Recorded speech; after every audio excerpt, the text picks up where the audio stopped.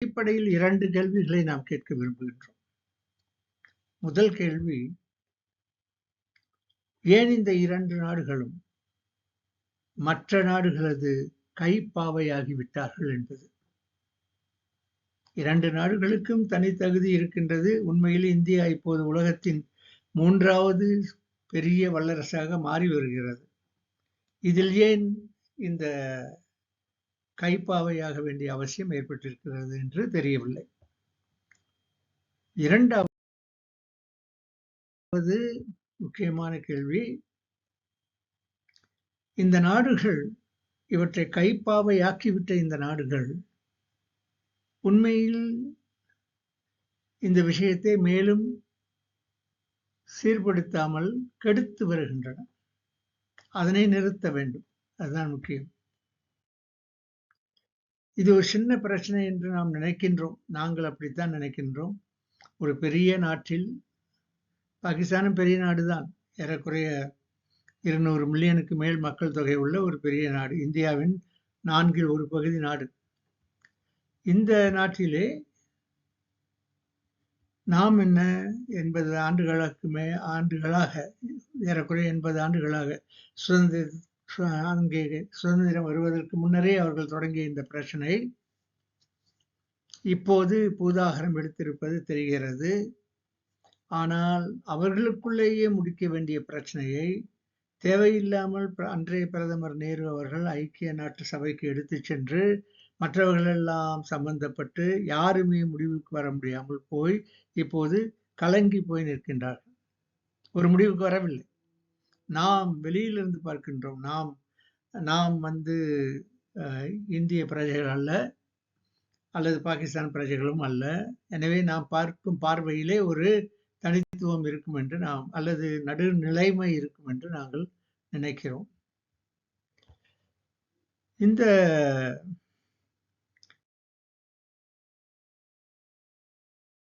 போராட்டம் ஏறக்குறைய 78 ஆண்டுகளாக நடந்து வருகின்றது.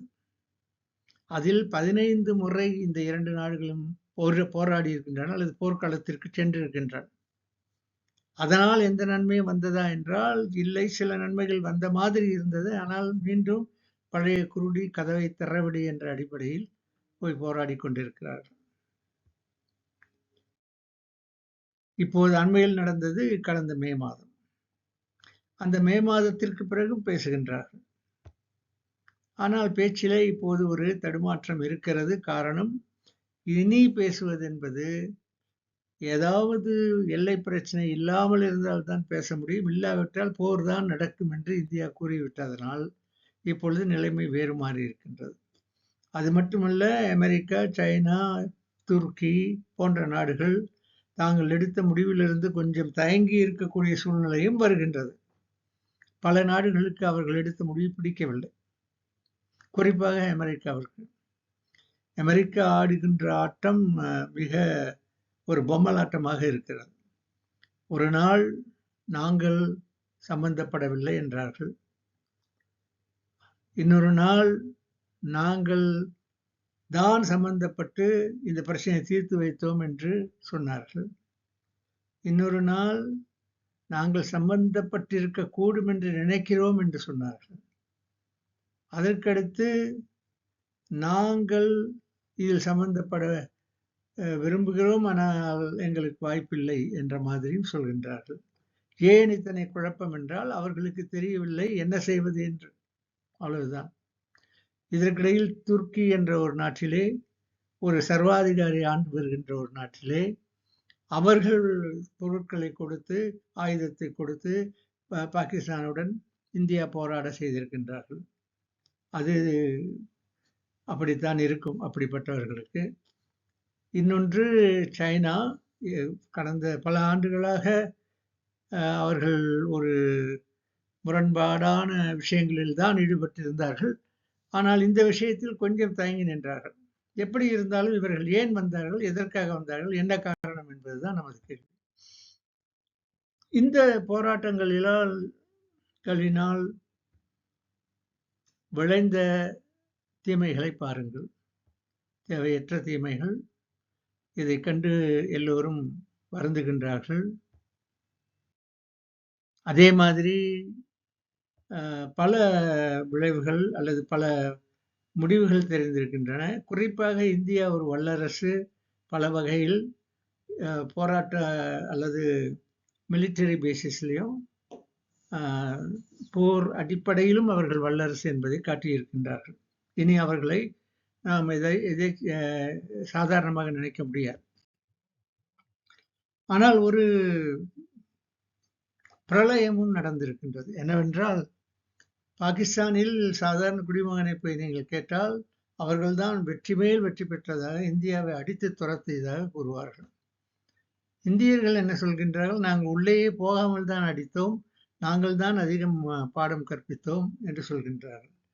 இதிலே உலக அளவில் உள்ள நமது ஊடகங்கள், நமது என்று சொன்னால் குறிப்பாக அமெரிக்க ஊடகங்கள் அல்லது வெஸ்டர்ன் ஊடகங்கள் தவறான விஷயத்தை தான் சொல்லிக் கொண்டிருக்கின்றார்கள் இன்று வரை. அதாவது இன்றைய காலம் வரை, கடந்த 7ஆம் தேதியிலிருந்து இன்று வரை இதைத்தான் சொல்லிக் கொண்டிருக்கின்றார்கள். அதாவது இந்தியாதான் முறையற்று நடக்கிறது, இந்தியாவால் தான் பிரச்சனை, இந்தியா தோற்றுவிட்டது என்றெல்லாம் சொல்லுகின்றார்கள்.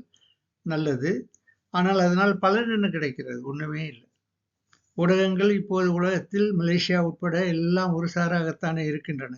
எனவே நாம் ஒன்றும் அதனை பற்றி பேச முடியாது. இப்போது ராவல்பிண்டி மக்கள் இப்படி நினைக்கின்றார்கள் என்றால், இந்திய மக்களும் வேறு மாதிரி நினைக்கின்றார்கள். எப்படி என்றால், இந்த படத்தை பாருங்கள். ஒருவர் பெரிய பேக்கெல்லாம் தூக்கிட்டு வர்றாரு, இன்னொருத்தர் ஒரு சாதாரண ஒரு குழந்தையை தள்ளிட்டு வர்றாரு. பெரிய பேக்கை தூக்கிட்டு வர்றவர் பாகிஸ்தான்காரர் மாதிரி. ஏன்னா பல பிரச்சனைகள் அவர்களிடம் உள்ளன. இன்றைய இந்தியா பாகிஸ்தான் அல்ல. பாகிஸ்தானும் இந்தியாவும் ஒரே நாளில் பிறந்தன. ஆனால் ஒவ்வொன்றும் படிப்படியாக வேறு திசையை நோக்கி சென்றன.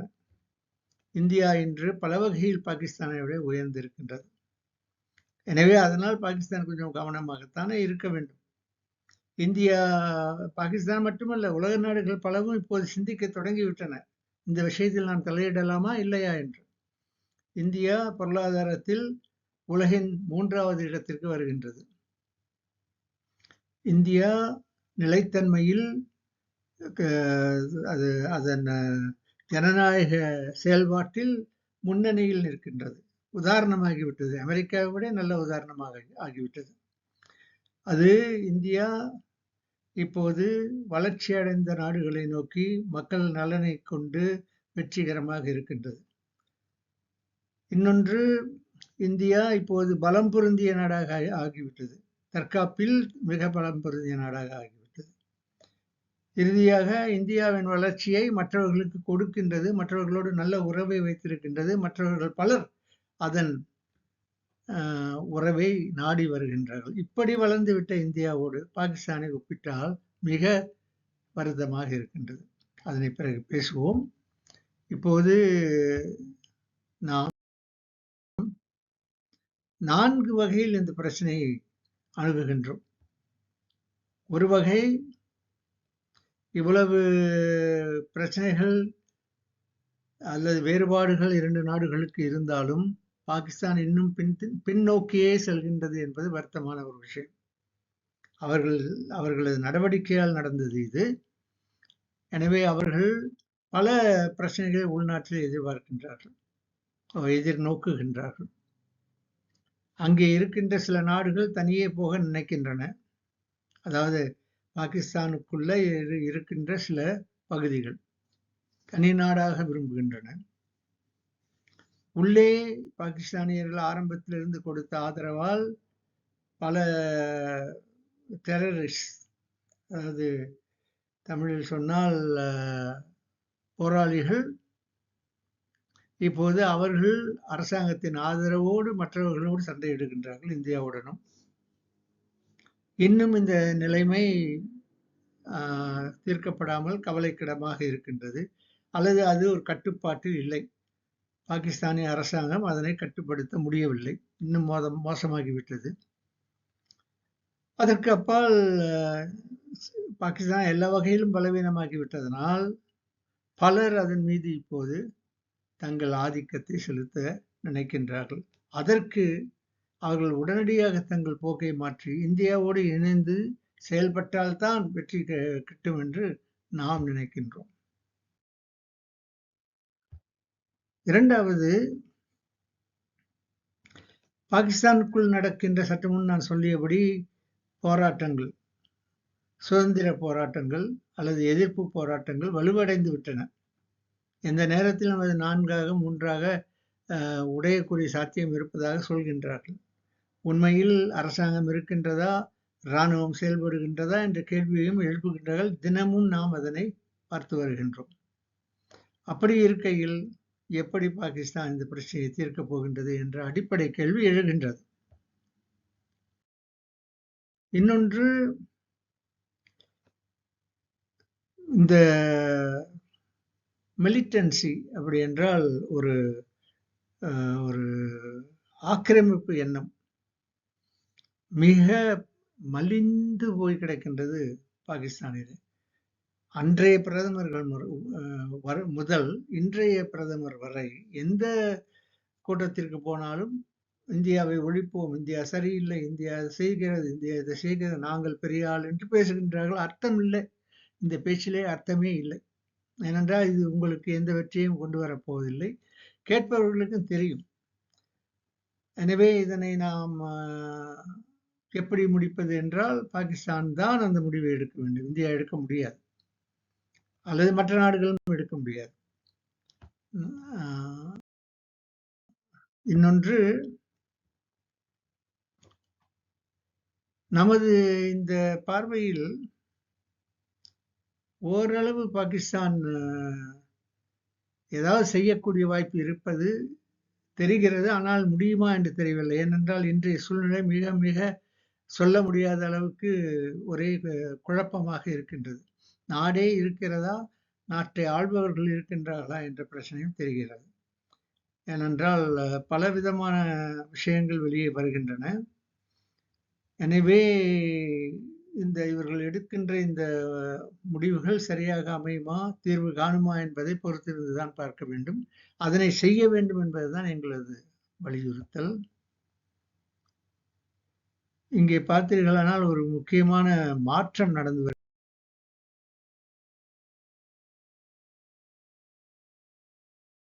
வருகின்றது. அதாவது பாகிஸ்தானில் இருக்கின்ற இளைஞர்கள் கொஞ்சம் கொஞ்சமாக தங்கள் வாழ்க்கையின் வெற்றியே ஒரு தீவிரவாதியாக ஆவதுதான் என்று அவர்கள் நினைக்கின்றார்கள்.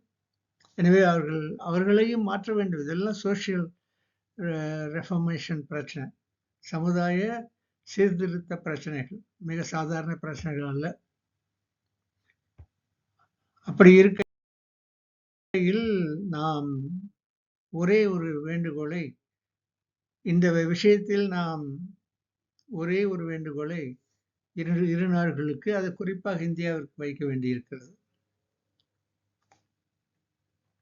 எல்லா வகையிலும் இந்தியா உயர்ந்து விட்டதால், அதே வேளை இனி பாகிஸ்தான் போருக்கு வர முடியுமா என்ற சந்தேகமும் இருப்பதனால், தங்களது பலத்தை இந்தியா காட்டிவிட்டதனால், இனி இந்தியா இறங்கி வந்து அவர்களிடம் சில விஷயங்களை ஓப்பனாக பார்க்கணும். நாம் என்ன சொல்றோம்னா, ஒரு ப்ரோஆக்டிவ் அப்ரோச், அதாவது நெகோசியேஷனுக்கு போக முடியாது, அதில் அர்த்தம் இல்லை.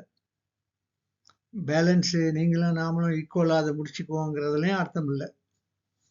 ஆனால் எது உகந்தது என்பதை பற்றி சிந்திக்கணும்.